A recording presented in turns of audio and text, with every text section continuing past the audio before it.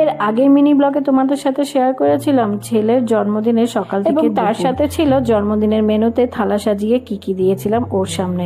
তাহলে চলো আজকের মিনি ব্লগে দেখে নেওয়া ছেলের বার্থডে স্পেশাল রুম ডেকোরেশন। এইটা ছিল রুম ডেকোরেশনের পর রুমের ফাইনাল লুক। বার্থডেতে স্পেশাল গেস্ট কিন্তু কেনারাই ছিলেন। এই যে সোফায় যারা বসে আছেন, এই দেখো এই হলো বার্থডে বয়ের কাণ্ড। মাম্মামের পিঠে চেপে বসে ভাগ্যিস ও ঘুমিয়েছিল, তার জন্যই রুমটা সাজাতে পেরেছিল। আর জন্মদিন তাই কিছু বলাও যাবে না। বাপি কি বাবা, ওই যে বাপি কি এনেছে?